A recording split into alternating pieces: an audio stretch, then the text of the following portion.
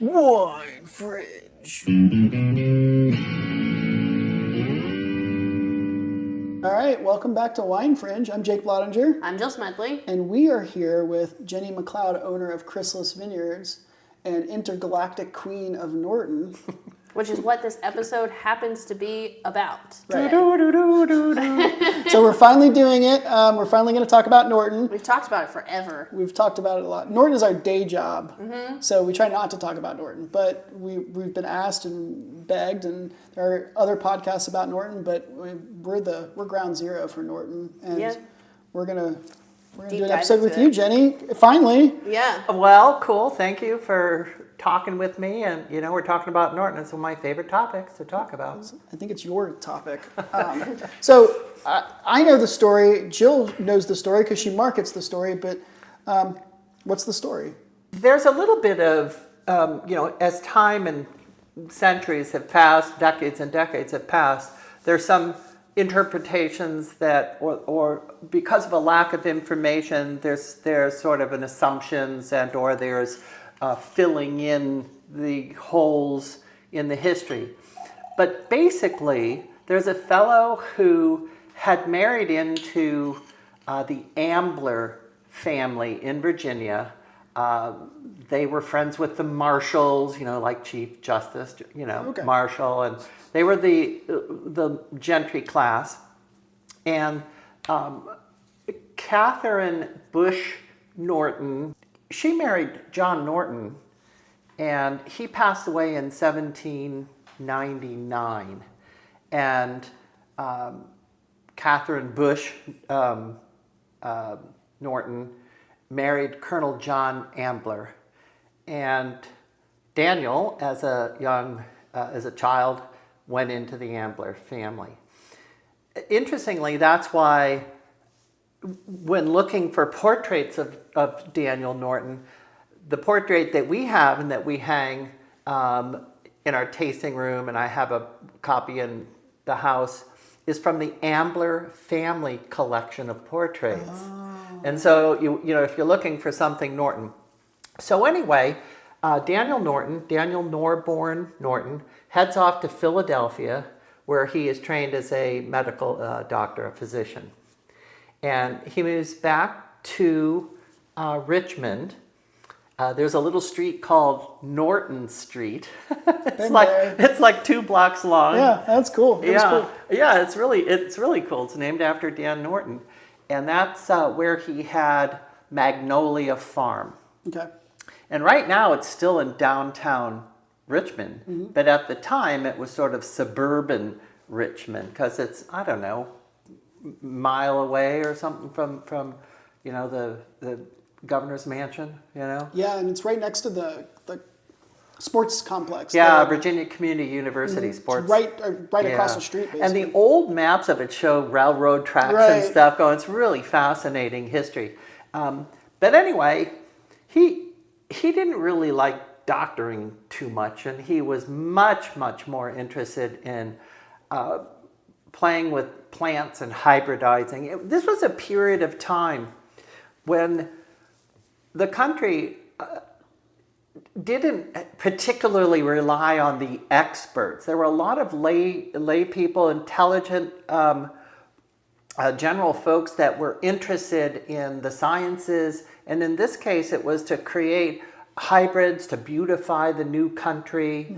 And that's where a lot of the hybrids that we still grow today, like Bartlett pears and a number of different flowers and tree species and fruit, and a lot of the vegetables that have these names were created back in the early 1800s.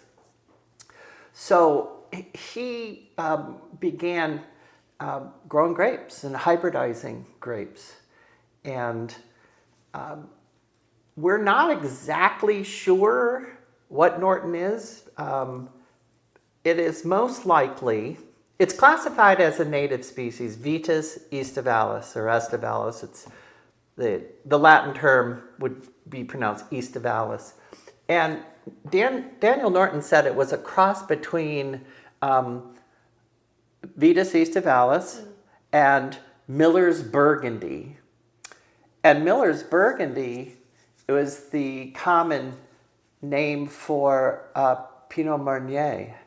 And the reason it was called Miller's Burgundy is that if you look at that grape, and I finally have seen it grow, and it looks as if you have dusted the young shoots with flour because they're white. It's like Albarino. You know how the growing tips are so white? That's the same thing.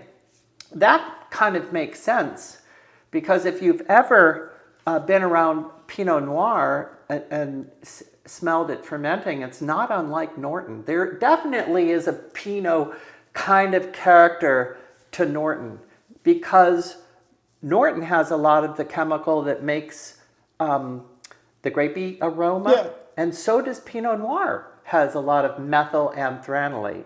So there's some connection there. So there's definitely vinifera in it. Right. And there's definitely native Vitis aestivalis. So that makes Norton a hybrid. That is correct. Okay, so Jill and I have talked about this. We've talked about this with you. And so since we've got a podcast and a platform now, we can settle the score. I think that you're the person that needs to decide, is it a native or is it a hybrid? Personally, I like the moniker of being a native because it, hybrid just sort of seems like, oh, you mean like Vidal? Oh, you mean like Chamberson? Yeah.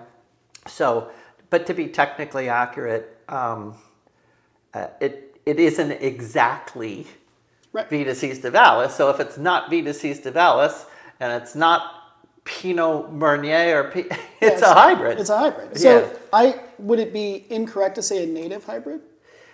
Well, there could be some other native. Again, we don't really quite know what happened. Whether it was in a sort of natural experimental error that he thought maybe he was crossing it with this, but it wound up being crossed with some pollen from another native. Who knows?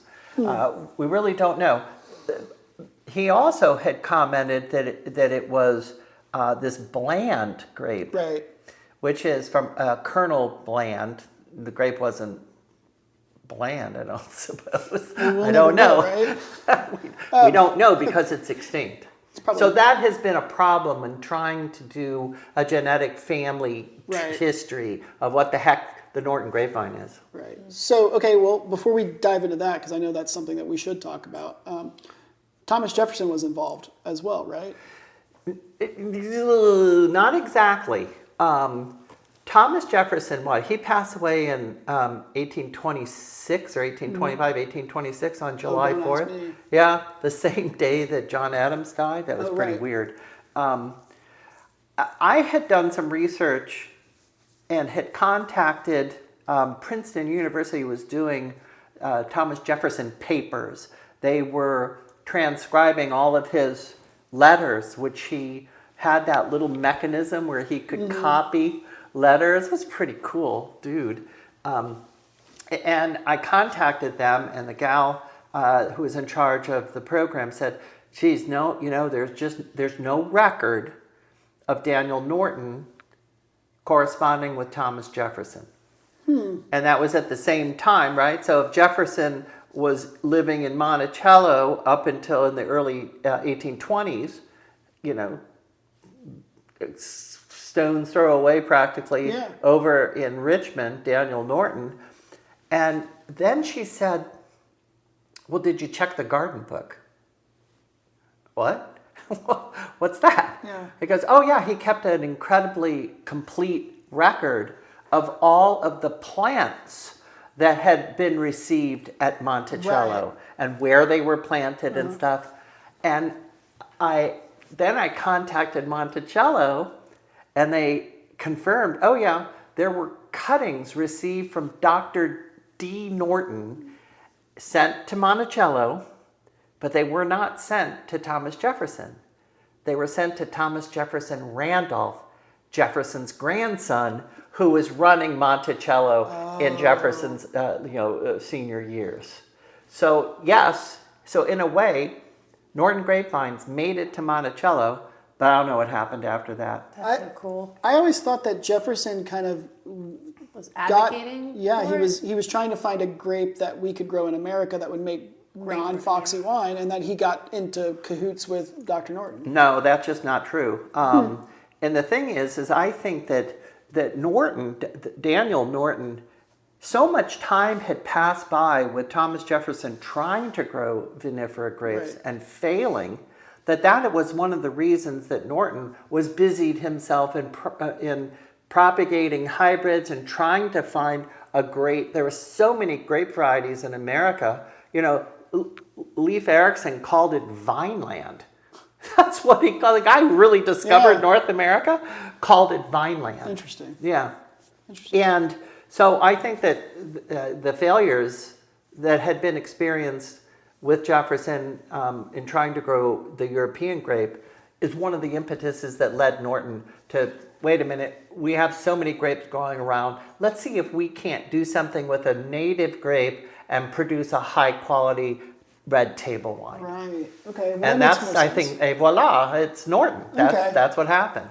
All right. So, okay, so we've got the grape now. It's in Virginia. It's growing, and it's starting to make wine. We're making wine in Virginia, and it's pretty okay wine, Yeah, so... at least as far as we know. yeah, as a matter of fact, it was really, really appreciated. There's an important character in this whole story who is the engine behind the propagation and promulgation of Norton into outside of Virginia, into Missouri, Illinois, Arkansas. And his name was William Prince Jr. Right. And his father had, or his grandfather, I think it was his father, had started the William Prince Botanical Gardens, Linnaeus Botanical Gardens in Flushing, New York, which is on Long Island, actually. Right. And he had written, and I had read a section out of one of it. He wrote these, he had these catalogs, and he was the one who did the Bartlett pear. Yes. He created all sorts of hybrids for fruit. He was particularly interested in fruit trees and plants that gave you food. And he became friends with Norton. When Norton's wife died in childbirth, it crushed Daniel Norton. He wound up visiting William Prince in Flushing, New York. But to back up a little tiny bit, there was enough information. Norton must have sent cuttings up to Flushing to Prince, because in 1821 he wrote a accolade and a recommendation for Americans that we owe Dr. Daniel Norton a great debt of gratitude for him bringing on this new grape. Oh. And I'm like, no shit. So in 1821, and it became available commercially in 1830 in the Prince Nursery catalog that he mailed out to everybody. Right. And that's how it then it got taken out to Missouri, because there was a big influx of German immigrants in the mid-1800s. And of course they came through New York Harbor, and they took they had heard about the Prince Nursery of world renown, and they took plants out to Missouri and Illinois, and that's how it got out that way. Okay, and then Prohibition happens. Wait. Before we jump into Prohibition, Yeah. there's a very important world event that happens with Norton. It developed There's a little bit of a huge reputation. amount of information along that pathway. Norton became a world-renowned wine. Right, so we were in 1830, and now we're in 1873, right? Well, yeah, I guess along the way, I don't know all of the awards and all of the kinds of medals and ribbons and stuff that it had received, but we know that the World's Fair of 1873, which was held in Vienna, Austria, at the Vienna Universal Exhibition, reportedly a Norton wine was acclaimed the best red wine of all nations. Right. And I do know that prior to that World's Fair, to back up a little bit, phylloxera, with all of the grape varieties, as soon as the 1800s kind of started rolling around, and Norton and then T.V. Munson and all the varieties that he was doing, bunches and bunches of grapes got sent off to Europe, into the south of Right. France particularly. And unknown at that time, in the roots was a tiny, tiny little vine louse called phylloxera. Right. And the European grape species, Vitis is the genus, right? So Vitis aestivalis, vine, or Vitis vinifera, and that's a European grape. They had not developed and evolved with this bug. So they became very susceptible. The vine louse eats the roots, and the European grapes have a reaction. I don't know if it's like a histamine or some sort of alert, and they form these little nodules, and it strangles the vine. And so by the time that the vines were dying, they just sort of wither and die, and then they'd investigate the vine and they go, what the heck's going on with this vine? The problem was for many, many years that by the time they investigated the vine, the bugs were gone because the vine was dead. Yeah. They weren't there anymore. So there was a guy, I'm going somewhere with this story, Jules Emile Planchon Right. is a professor at the University of Montpellier in France. He discovers that it's a bug that has been eating the roots. And he publicly and repeatedly recommended that it be Norton to replant the Languedoc after all the vines had been decimated in the southwest of France. Isn't that cool? That is Really cool. And that but explains it being French and all, like, no, we're not going to have an American vine in our soils and all. So they figured out how to graft the European grapevine tops onto the root stock of a. In fact, throughout the world, almost everywhere, with very few exceptions, there's parts of Chile because of the Andes Mountain that the phylloxera never made it there. Right. But all throughout Europe, Australia, the U.S., South Africa, the Far East, wherever they're growing European grapes, they're all grafted onto American there's rootstock. almost no pure vinifera anymore. I mean, there are a few places, but Right, whole vinifera, Yeah. right, with their Own rooted, right. their own rooted, right, and that's another thing that's so cool about Norton because it's completely phylloxera resistant, and I'm not sure what the actual mechanism is. I think that the bugs eat the Norton roots. It just grows more roots. It just grows more roots. It doesn't Yeah. have that same reaction, and so. That happened before 1873. Right. So now we're talking about people that are knowing, and a lot of the French country growers, they were totally into these American varieties. There was like Cunningham, Right. Norton, Dime. There's Something a whole, new and whole different, yeah. bunches of them, and they still, to this day, clandestinely grow these American grapes because they're not supposed to be growing them. It's kind of a little rebellion going on. Yeah, so I it's love pretty that. pretty it's the cool. French thing. So, okay, so we've got So we're moving past Yeah, that. 1891, Paris gold medal. A couple things happened that definitely impacted Norton. The first thing that impacted Norton was the completion of the Transcontinental Railroad. And now you had access to California. Yeah. And California is like grows anything, right? Our joke with Californians is, yeah, but we have weather. that is very true. We've talked about We that did too. in the last episode. So you could, ship your grapes back. Right. And, they didn't have refrigeration or anything particularly at that point, but maybe the way ice boxes, the reason they call it an ice box is that you used to put big chunks of ice in your Right. ice box. And that's what kept everything cold. Yeah. So that was one thing. And then Prohibition just was the, final straw that broke the camel's back and the final nail that hit the coffin of Norton. Right. So we've got Prohibition. Almost. Almost. So Prohibition comes in, it wipes out grapes in America, with wine in America. We've talked about this. And then you've got all of these German immigrants going to Missouri, settling down. They've passed through New York. They've got the grapes.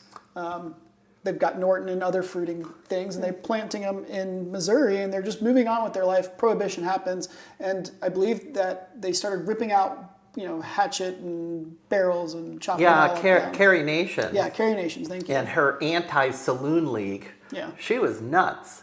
That's a word for it. I mean, she literally ran around with hatchets and was cut on barrels, and they burned the fermentation records, and God forbid that this abomination ever happens again. Blah blah blah blah. I guess she never found a wine she liked. Never found a wine she liked. So, but the German immigrants are keeping the Norton alive in the woods behind their house, essentially, right? So it was just growing wildly. Yes, probably. Yeah. But what kept Norton alive out in the open and through proper maintenance and care was the Catholic Church.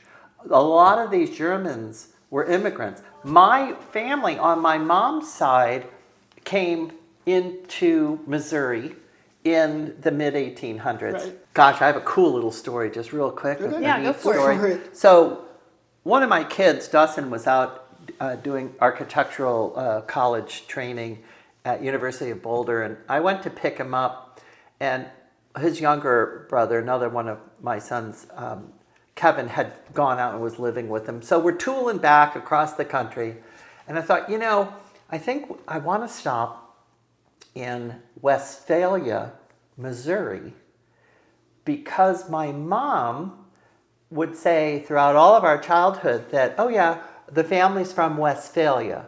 Well, my mom was born in Des Moines, Iowa, and I thought that was always in Iowa somewhere. Mm-hmm. And we had done a Norton competition, National Norton Conference and competition in St. Louis, Missouri.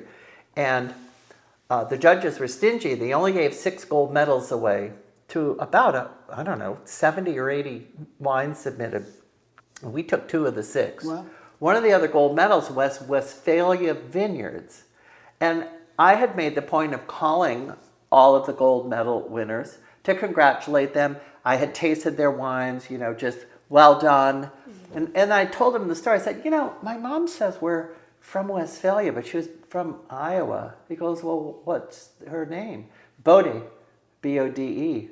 Oh, you mean like the Bodie Hotel and the Bodie this and the Bodie No that? way. In this little town of Westphalia, turns out his sister and his brother-in-law live in the house that my great-great-grandfather built as a hotel, the Bodie Hotel. And so we hit, and he's Terry Neuner from Westphalia Vineyards, and I got a chance to go into the house that my great-great-grandfather, I don't know how many, had built. No way. That's really cool. Yeah, All because of Norton. all because of Norton. So, okay, well, all right, so I think that covers the history of Norton, right? Pretty much now we're in Prohibition. One Okay. thing that's important to realize that when Prohibition started, nobody had the concept that it would be repealed. Right. So all the grapes are pulled out of the ground. Norton died out, at least commercially, in Virginia. Right. And being kept alive in Missouri, but particularly by record, the Catholic Church. It wasn't necessarily growing all over from the other growers because there were plenty of growers here. So, and the reason, unless anticipating another question of like what happened, why didn't it Right. recover after at the end of Prohibition? You're like, quick, get the list out. Norton has a couple characteristics that were not advantageous for the quick reestablishment of a vineyard. Number one, it's tough to propagate from cuttings. Right. It does not develop adventitious rooting easily.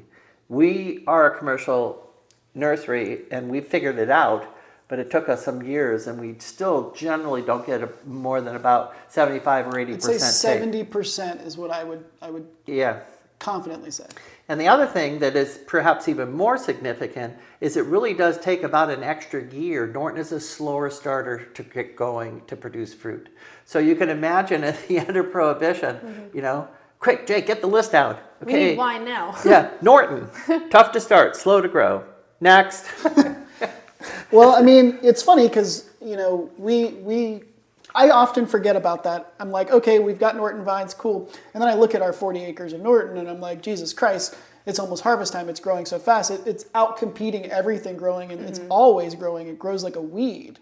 And it So- produces like crazy. Produces like crazy too. But before we start talking about the wine and the vineyard stuff and the marketing behind some of it, But think about, it doesn't start fast. And if you go into the vine, and our oldest Norton planting is in its 27th leaf this year.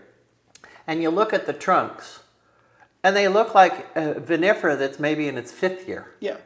They're, I guess, I don't know, just longer developing. But it's such a vigorous vine. It's It's incredibly vigorous. It is incredibly vigorous in this climate, because of the humidity, and one of the reasons why we want to have a split canopy to support its natural tendency to be vigorous. Right. But contrary, Jill, it's not a huge producer. It's not. People talk about it being like a war horse in the vineyard. No, it's bulletproof in the vineyard. It is the most disease bunch grape in the world. I've not found one more. I have Jake is laughing because I used to say the most disease resistant grape, and coming up from the Carolinas and Georgia, he had to correct me saying bunch grape, because muscadine and the bullet grapes, they're really disease resistant as well. But it's on the list. If you look at all the hybrids, all the vinifera, just throw the vinifera out because they're frail. They're frail. It's always at the top of the list. I would say that Norton gets diseases. We see black rot on it from time to time. I never saw black rot on clusters. Yeah? I never did. We never see it on the clusters. We see it on the leaves. Oh, yeah. Well, okay. But what yeah, doesn't but get black rot? I'm worried. I'm talking about the clusters. No, and it'll get zonate leaf spot, and it'll get downy a little bit. But it has this incredible. There's a couple reasons. I don't know how in the weeds you want to get with this. No. But a vine releases the chemical that's in wine that is the good chemical for your heart, resveratrol. Resveratrol. Resveratrol is released in the vine as an antifungal, antibacterial constituent. And it has super high levels of resveratrol, hence its disease resistance. It also has a real tricky little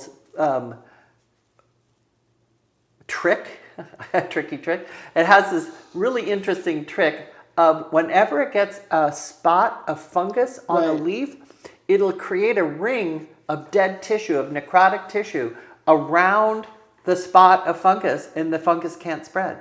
Yeah, and I'm like, cool? no kidding, that's like really cool. And so, super disease resistant, not a horrible producer, but our average yields at Chrysalis Vineyards are probably average yields a little under 3 tons per acre, I'd say. And we've had as high as 3.5 and getting close to 4 maybe on a couple of small, areas. There were a couple of blocks that pushed 4. Yeah, back but in not, 18. it's not, some people have claimed, and I'm not sure this is true, Dennis Horton, who's a dear friend, God rest his soul, he passed away some years ago, once boasted that he got 8 tons an acre on his Norton, but I don't see how the hell that happened. But I don't know. I don't want to call him a liar and all, but and his wife Sharon was a consummate grape grower and spent all of her time in the vineyard, and so maybe he did. I don't know. Well, that actually is a good segue for my next question, because we're out of prohibition. We don't really want to grow Norton because it's tough to start. And then how does it get back to Virginia? I think that's a cool story. Yeah. And then it leads into your background too. So can you tell that? Well, I think it is a fascinating story. Stonehill Winery, Right. in the late 1800s, was one of the largest wineries in the world. Right. They produced like over 1 million gallons of wine, Yeah. like a huge amount of wine. And I guess, 1890s and all, we were sucking down a lot of wine. Probably cheaper back then. And Dennis Horton happened to have been born in Herman, Missouri, where Stonehill Winery Right. is. And Dennis was an experimenter. Dennis brought into Virginia Viognier. He also experimented with a large number of other unusual grape varieties like our Cazzacatelli, and he brought Norton. He took cuttings from Stonehill Winery, who apparently Jim Held had found or had visited a mother vine that had been a couple hundred years old, 150, whatever, on a yard that had been part of the Catholic Church, and took cuttings and propagated and restored the Interesting. vine. I don't know if it was, I'm not quite sure it was Jim Held, but somebody did. Right. Right after Prohibition. And so Missouri had been growing Norton, and a number of different wineries were growing Norton for sure before Dennis did in the late 1980s. In Virginia? In Virginia. So I think the first vintage of Norton as a varietally labeled Norton, I think, was the 1992 Horton Norton. Right. I do know that Doug Flemmer had grown Norton prior, but he never released it as a individual grape variety, but Dennis did. And then I came up to Virginia when I sold Landmark Research, and I was attending the Eastern section of the ASEV, American Society of Enology and Viticulture. The Eastern section meeting was in Charlottesville, and the theme that year was alternative grape varieties. So I tasted Viognier in the morning session. I thought, geez, that's really, really good white wine. And I saw Dennis and Alan Kinney up on the dais talking about Norton, and Alan was talking about the advantages of irrigation. And so at the lunch break, I just glommed onto Dennis, just puppy dog right with. I sat down right next to him. I wasn't going to let anybody get in, So and I brazen. and I became good friends with Dennis, and we must have talked literally a couple times a week for a year. He was super generous with his time and support, and hence that's why I like having a policy to help other growers that are trying to get started and kind of pass along that ethic of help Yeah, it's and one of my favorite camaraderie things. in the industry. We do that. You do that a lot too. We do, and I like the encouragement that we have here, and that's part of the foundation for the Norton Network that we're all working on together. It's that supporting and also the marketing and representing Norton and why it's important. And we don't need to gush about all the cool stuff that we do all the time, but so you've got Horton doing Norton, you meet Dennis, you start growing Norton, and then Alan Kenny's working with you to show you how to make world-class Viognier, and he helps you discover, he helps America basically discover Albarino with you on a trip to Spain. And we'll do a whole episode about those cool varieties too, because I think that's a story that you definitely need to tell. If you don't know, Jenny and Alan Kenny brought Albarino to America, and she has the records to prove it. Yeah, but you brought it back in a fun way. Oh, yeah, well, we'll deny that, but I suppose the statute of limitations has passed now. By the way, I've told this story to like our book club at Chrysalis and all that stuff. So they Yes, all we know. brought some cuttings in. Well, here, we'll just get it out in the open. It came back as aromatic barbecue sticks. Yes, they did. Through customs. So I really want to talk about that at some point. Yeah, we should. I think it's a great story, and Alan Kinney's a cool person. But you're starting Chrysalis Vineyards. You're planting this, what I would refer to as a fringe variety, not just obscure, but fringe at the time. So you're in the early 2000s. Did you Late 90s. Late 90s, okay. Did you get kickback from people saying like, why would you choose Norton over any other varietal? Because I know industry-wide there's a negative feeling towards Norton like today. I can't imagine being a conquistador during like the start of really bringing Norton back to Virginia and the perceptions you were dealing with then. I did. Actually, interestingly, in 1999, I hosted a field session of the Virginia Vineyards Association. And I got absolutely asked that question because we had just finished planting, we had the Fair Cervidou, we had Tempranillo, Graziano, big planting of Norton. The only international variety that we had planted was Chardonnay in the front field originally. Everything else was sort of out there. And somebody had asked me, geez, Jenny, don't you worry about being able to market these unusual grape varieties? And I told them, and I remember what I said. I said, there's a couple ways that you can approach the market. You can follow the market, wherever that might lead you, but you may also lead the market. And be the outlier. And that's where I decided that, at the time it's taken a lot of time, and we probably could have moved faster, but I thought the idea of growing a great Native American grape that it had been acclaimed and truly appreciated internationally was a really cool program. I thought the idea of restoring a native, super disease-resistant grape that wanted to grow here, that we didn't have to coax it or cajole it to grow, and you mentioned it, and it's true in a way. If it's not in the vineyard, the damn thing's a weed. It's like, right. Get it. It runs the vineyard. Spread. But on that topic, you've now made it your mission to see Norton become world-renowned. That was a mission early on. So our mission, if you ever look on the back of our business cards, it says... And it's on our website, too. Yeah. To proudly restore Virginia wines to world renown and to celebrate the homecoming of Norton, the real American grape. Right. That's a trademark registered. Yeah, and that's a registered trademark, the real American grape. Of course, got to cross all our bases, Jenny. You're leading the charge in Virginia with this obscure variety, a lot of obscure varieties at the time, and you've got Alan Kinney, you have all these fantastic winemakers, but you're trying to sell something that is very difficult for consumers to understand at that time. But what about producing the Norton wine? What is, I could talk about this, as I do talk about this, is my day job, but I think I've learned everything, and I will say this, everything I've learned about making Norton wine, whether I'm good at it or bad at it, is irrelevant. I learned everything from Chrysalis Vineyards. I've never touched it. I never had it before I came here. Wow, that was quite the leap from muscadine to Norton. real wine.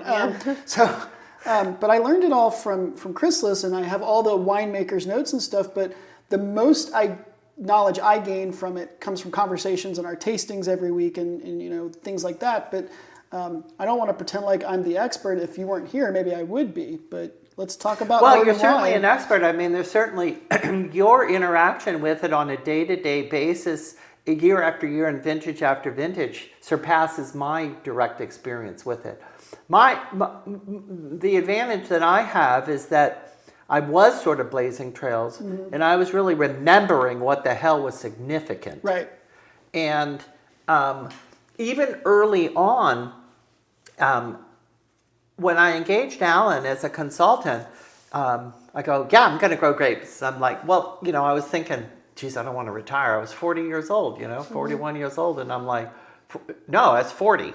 And I'm like, shit, when you retire, don't you go downhill really fast? I was thinking that. That's how it goes, isn't it? I don't know, but I'm like, all right, what's next? So I thought, hey, let's grow grapes. And so Alan asked me, well, what do you like to drink? And I was kind of taken aback. I'm like, well, what's it matter what I like to doesn't that drink? have to do with where we are? I was like, and he goes, yeah, but do you really want to grow something you don't want to drink? I'm like, shit, no. So that makes sense.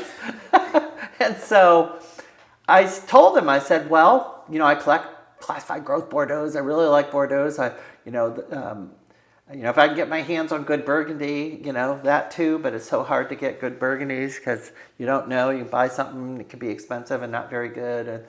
And I said, but for everyday drinking that is affordable, I really love the fruit-forward Spanish Reds from Penedez, and in particular, Torres Coronas.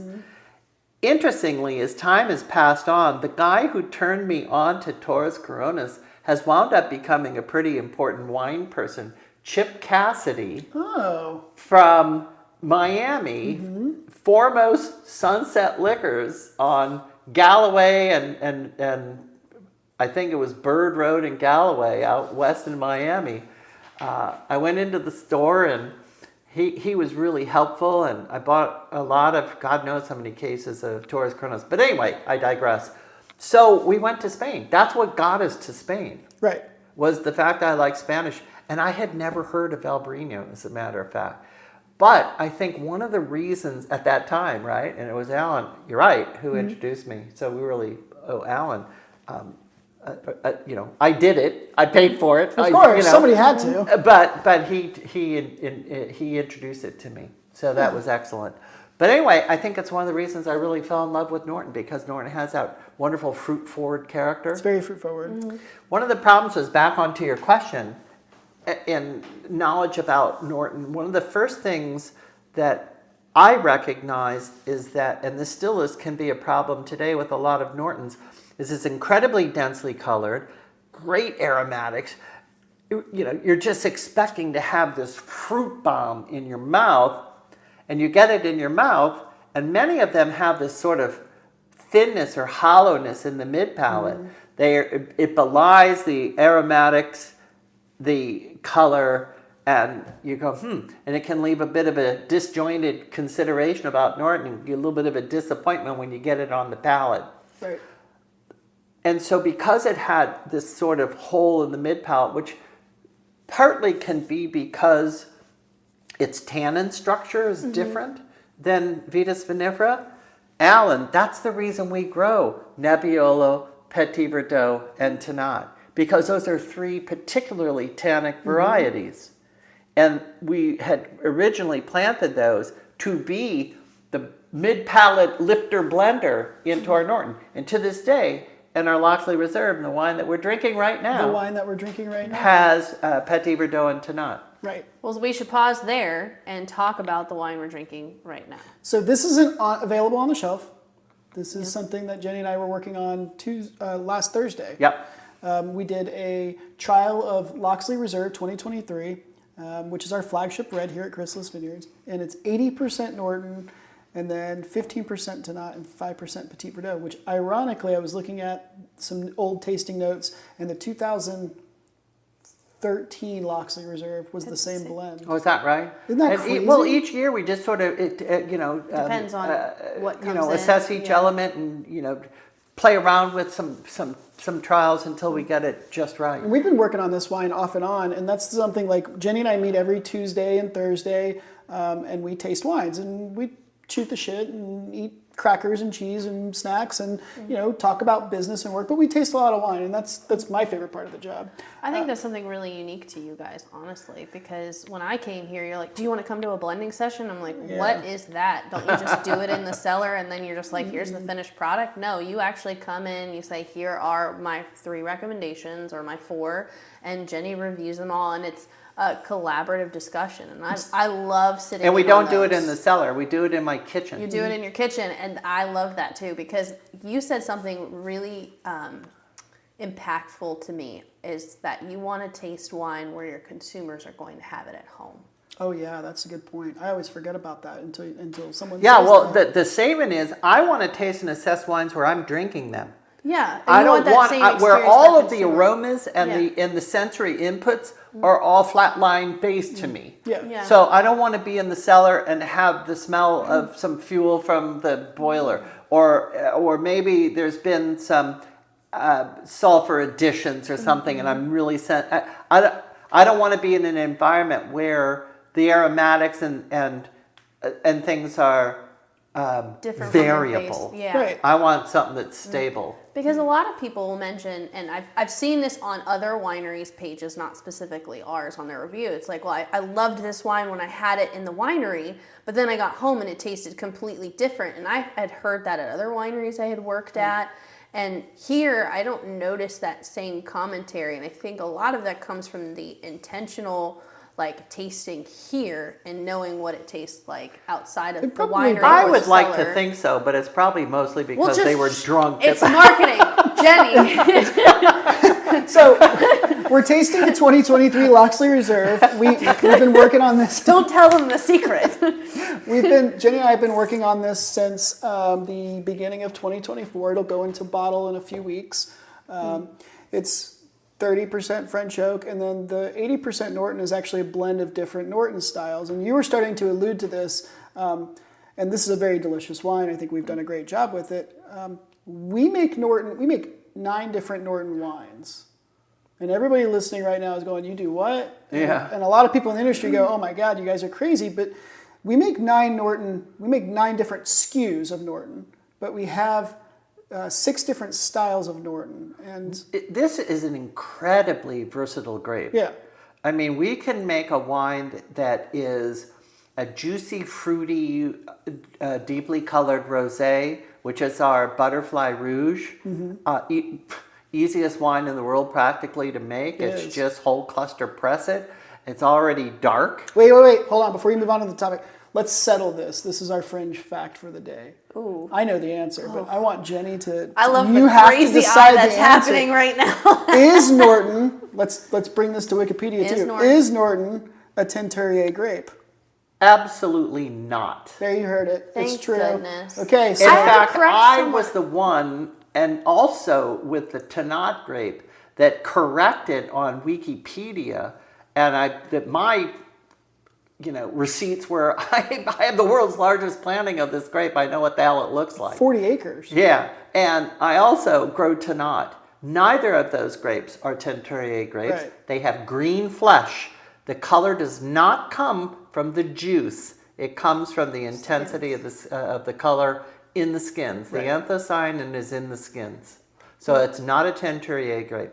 You know, Like Alicante Boucher, some of the Alicante grapes that are used in France to deepen the color of grapes that don't have sufficient color naturally. Right. Color's not our issue in our cooler climate. We get like really deeply colored and aromatic grapes. there's so much misunderstanding of Norton in the industry still. And I actually had a friend reach out to me. We did that campaign on socials about, basically uncovering all of the falsehoods about Norton. Do you remember we did that at one point in time? Yeah. And then we talked about Teinturier grapes. And I actually had a friend reach out to me, and she said, you're wrong. It is a Teinturier. Sorry, I'm getting A tongue- Teinturier. It's Teinturier grape. Teinturier. I'm not sure if that's pronounced She's like, properly. you're wrong, it is. And I said, no, actually, it's not. Like, I had the winemaker cut one open and show me. It's actually incorrect. All right, we're doing a video this harvest. Yeah, we need to. You actually did one last harvest. We're doing another one. Okay. You can take a skin and just go, Yeah. and whatever squirts out is totally green. Yeah. Yeah. Maybe with a little bit of red, but that's from squeezing the skin. Yeah. So But that was a tasting room manager who's supposed to be training the staff, saying, hey, like, Who was, yeah, huh. I'm not going to go into the who. Okay, Yeah. okay. I won't Unfortunate. name drop. But I want to talk about real quick the different styles. You were alluding to the versatility, and then we got segued. We do side quest a lot. We side quest a lot. So we've got whole cluster press Norton, super fruity, nice, delicious, dark rosé. What else, Jenny? Well, here's the thing.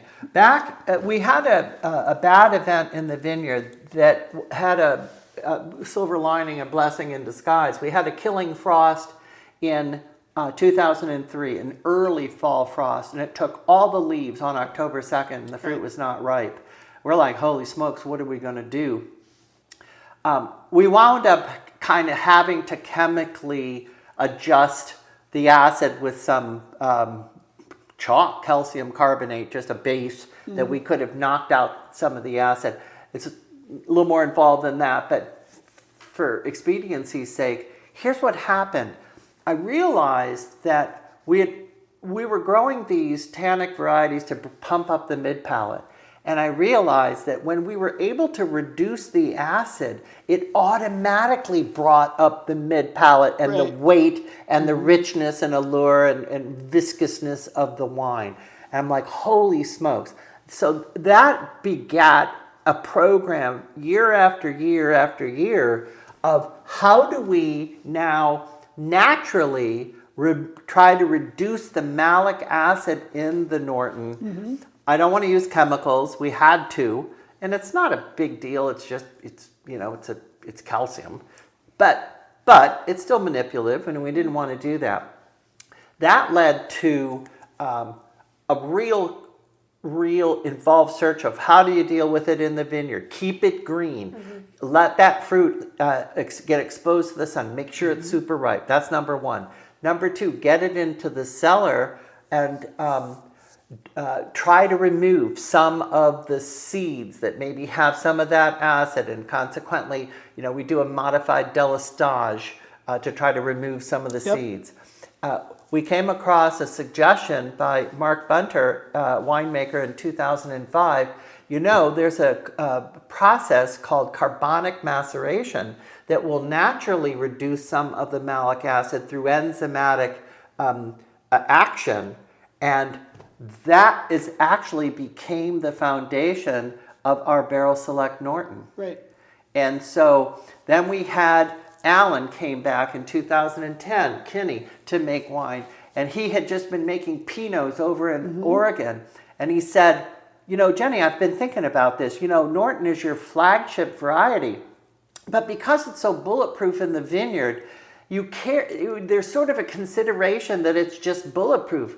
You get it in the cellar and you're pumping it all over and throwing it in tanks and stuff and using must pumps. He goes, I think we should try being more delicate with this fruit, and let's ferment it in half-ton bins and punch it down with a pole and a base where you can gently push the skins and floating cap down into the juice and be very delicate. And that the intent being leave some of the harsher acids and stuff that you may squeeze out of the grape through rough handling and try to treat it delicately. That was a great advantage. Anyway, so we've moved along, and Jake, interestingly, and to his total credit, reviewed all of our records. He says, I want to see what you guys have done. How is it you got these golds, and how did you get that, blah, blah. What have you done that developed this reputation for quality wines? And scoured all of our records. And what he's come up with is this sort of distillation of all these little various elements and ways that we process Norton that we've experimented with over the years. And he's created a palette of different vinified styles of Norton that we can then bring together and blend the carbonic with the punch down. We have a lagar, a big tank like the Portuguese used to use. Has a different character. It's a big tank that's punched down. We still do some tank fermentations with pump over. So now we have elements that Jake blends together to create the different styles of Nortons. And it's like we've almost moved out of the sort of tactical science-y kind of stuff and have moved closer into the artistry of crafting fine wines. Whoa, I don't know Wow, if I'm an high artist. praise. I know, thank you, Jenny, but all of our listeners know at this point that I'm more into blends than I am single varieties, and But you even do blends with single varieties. Exactly. So the idea hit me. We would talk about all these awards and all this one time Alan Kinney did this or Mark did that, or so and so introduced this, and it's like, as a winemaker, you walk into a cellar and you want to reinvent the wheel and you want to take ownership of the wines, and that's kind of an ego-driven chefy thing, and everybody knows I hate chefs and egos. And to me, I came to Chrysalis Vineyards to make Chrysalis Vineyards wine, right? So there is no ego for me. I just want to make the best Chrysalis Vineyards wines, and the only way to really do that was to figure out when all the best Chrysalis wines were made and then how they were made and try to replicate those styles. And it's involved into this like spice rack type thing. I mean, we have 2 entire rows of barrels. There's 60 barrels or so of just Norton wines in different styles. And, and every year we do an experiment. We try something different. This year I've got a really exciting experiment. I'm not going to tell anybody on the podcast yet. We'll wait. But yeah, so I'm not reinventing the wheel or doing anything different. I'm just doing what made Chrysalis Vineyards great with you and all the other previous winemakers. When they were successful, we're just doing that again. I think you also pride yourself on a level of consistency too. I don't want to embarrass you, Jake, but but that's an unusual mindset and frame of mind to be into.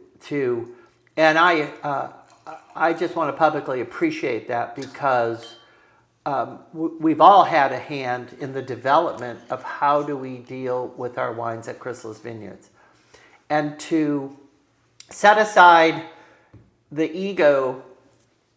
It's not that you're without ego, well, I have a bit. but just to set it to the side for a little bit and try to introduce the elements and use again I'll say it again, it's more of an artistic sort of palette that you've developed. That is your contribution to Chrysalis Vineyards, is this development of a palette of wine. Well, I'm not going to cry, but I am. okay. Well, I've enjoyed working on this, and it's been a blast, and I've enjoyed it so much, and I appreciate all of the high praise. We do amazing things here at Chrysalis Vineyards, but and we're going to continue to do amazing things at Chrysalis Vineyards with Norton, and that kind of has led into Jill and I's other project that we work on, aside from the Wine Fringe and aside from Chrysalis Vineyards. Because of you in a manager's meeting a year ago, when we were talking about, we're trying to come up with new ideas, and we all walked away from the table with, we've got to fix this, and we've got to hire this, and we've got to, rent this piece of equipment. And I called you and I was like, Jenny, we should try to put together some kind of Norton thing. Like holiday. Yeah, and Jill and I were joking about a Norton day. Everything that we do starts as a joke, and then Always. It turns into a long-term project. So Jill and I put together, with your support. But we got to talk about how this came to be really quickly. Okay, go for it. It starts as a joke. We're like, we're going to have a holiday. And then we decide that's not going to have enough impact. Jenny wants to see Norton become world-renowned. If we just have a holiday, it's going to be like any other winery having an event. So we need more people involved. And you said get every winery in the state of Virginia, who has Norton. We got to do something with them. You didn't say what. You just said something. And it's like, there's this grant that the Virginia Wine Marketing Board has. And then it just snowballed into how can we push Jenny's mission to see Norton become world renowned? Well, we need to get awareness in our backyard. We have it from the production side. You've done a beautiful job, making all these producers, man, when we had their first Norton Network meeting, it seemed like everybody had gotten their vines from Chrysalis. Yeah.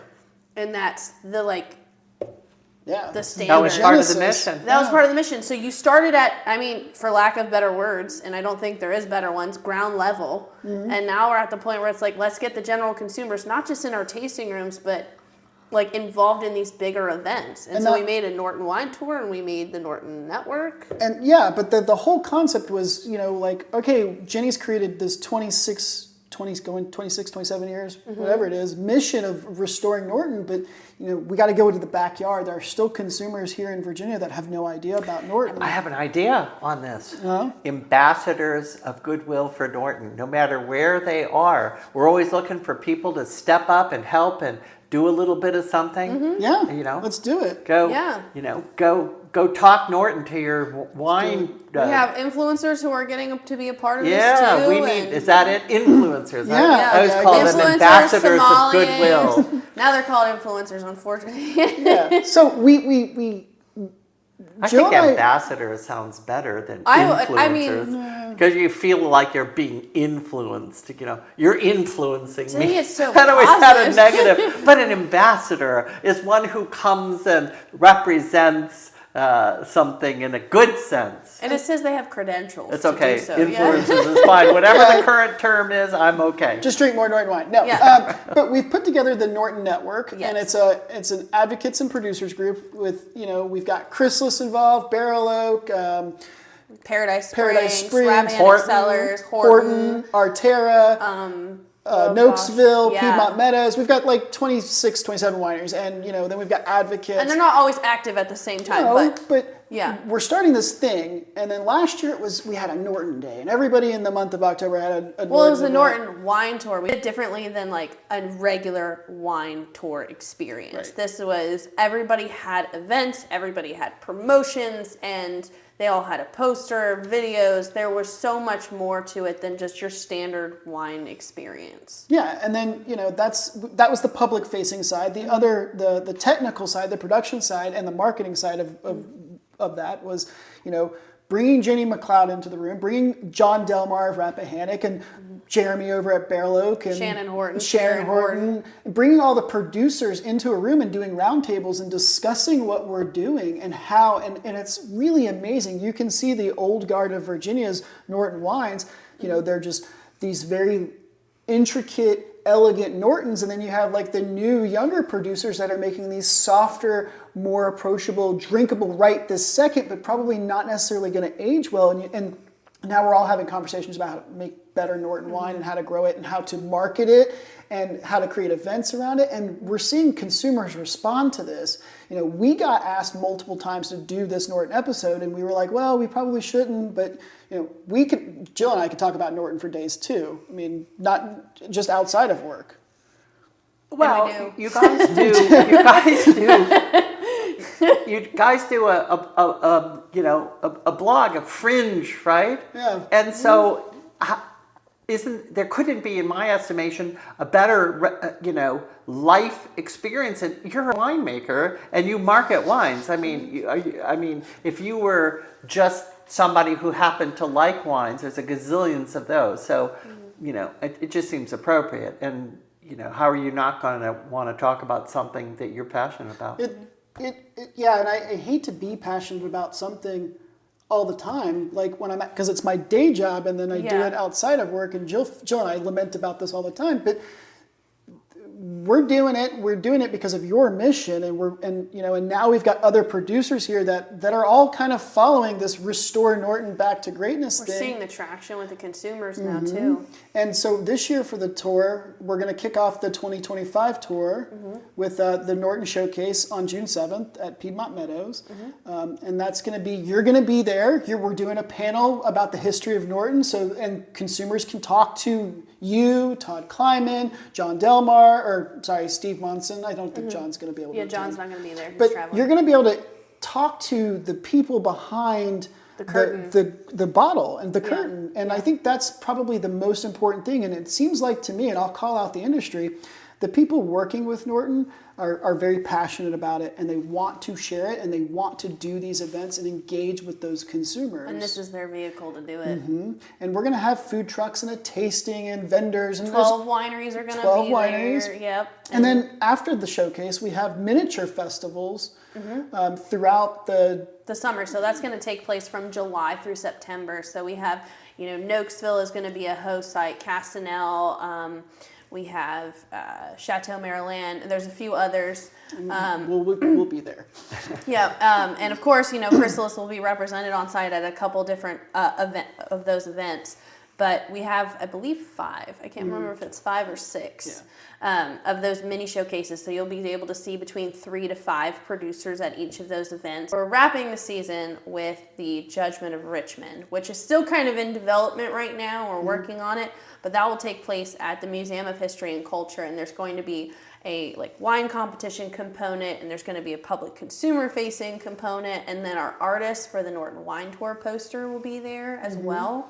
And you'll get to essentially what we're still kind of in the planning process, but we're going to try to taste Missouri wines against Virginia wines. That is the Norton intention. wines. That is the intention. We got some legal stuff we got to jump through to make that happen. But we're gonna call out Missouri, and it's all in good fun. Mostly, we're better than Missouri. We're using it to market. We've gotten into our backyard, and Jenny's mission is to see world renowned. So we got to go from our backyard, and we got to start moving out of Virginia.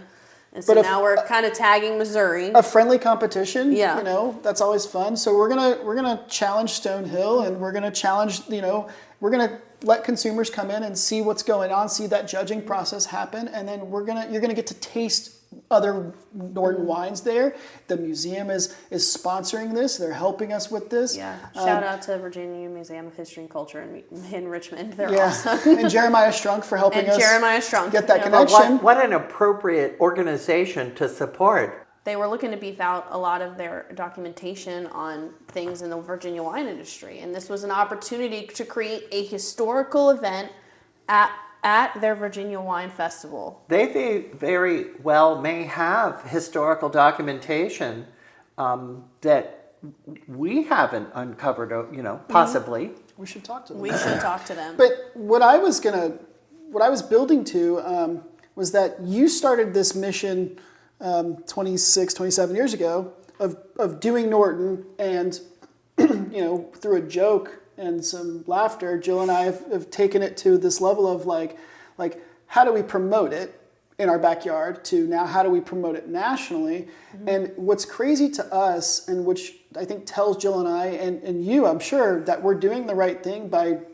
drawing awareness to Norton, is the amount of people that come out of the woodworks to support this. Oh my gosh, new producers, old producers, organizations, counties. Yeah, and even people who are Norton supporters who aren't they're not directly in the industry with us. They might be. We had a real estate agent for a winery, and she was also in marketing as well, who wanted to be a part of the Norton network. And I think that's so great about the space we've created. It's collaborative, and it allows for everyone to be involved, which gives us a diversity that most other wine organizations don't have. The Virginia Wine Marketing Board, who most people think they're very focused on promoting just the vinifera and the meritage, blah, blah, blah. They have been nothing but supportive. Nothing but all about helping Chrysalis and the Norton Network. And then we've started reaching out to Missouri. They jumped on the opportunity immediately. They think it's cool. They want to see how they can do that in their state. But I'm also I'm getting phone calls and emails from people in other states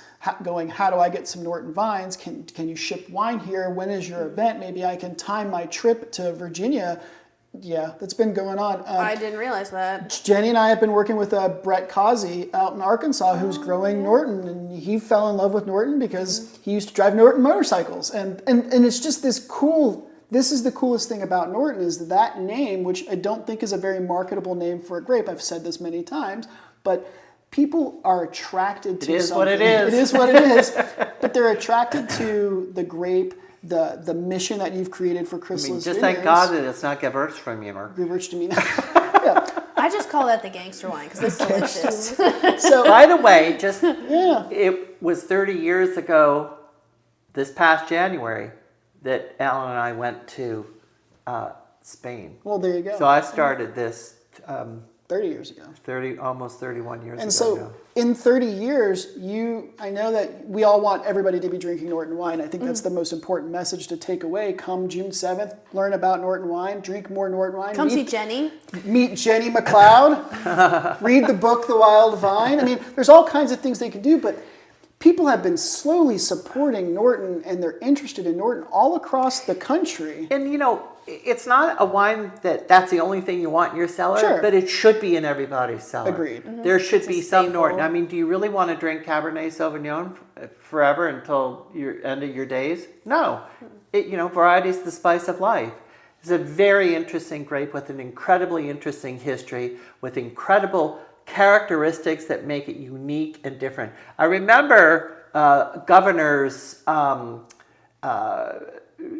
vision for the future. I was on the wine board years ago, and in the mid-aughts, there was a 2015 vision for the winery. And I'll never forget that the tagline, or the base understanding, the base mission, was to promote the quality and uniqueness of Virginia wines. Man, there ain't nothing more unique than this stuff, Norton. Mm-hmm. And I think it's it's our day job, but I think I enjoy talking to you about Norton. I think there are a lot of people in the industry right now who knew a lot about Norton are starting to retire, phase out, and so we're losing that connection. And nobody is more passionate about Norton than Jennifer McCloud at Chrysalis Vineyards. Very true. But I'd like to give you a run for your money. I think Jill does every day too. You know, we have made it our mission to promote Norton, even as an aside from Chrysalis Vineyards, because it is something that I enjoy very much. It's a terrific wine. I've got other winemakers And that happy hate to it, pass the baton. but we're seeing this, and I guess what I'm going to end the episode with, because Jill's giving me the blinky eyes. The circle finger. Is thank you, Jennifer McCloud, for creating this mission and keeping that history going, because it's employed Jill and I both, but it's also something we've fallen in love with and become passionate about. So we do appreciate that. You both are very welcome, and it's my pleasure and honor to work with you in this mission. All right. Well, I'm Jake Blottinger. And I'm Jill Smedley. And we're here with Jennifer McCloud. Thank you so much. And this is Wine Fringe. Talk to you guys next time.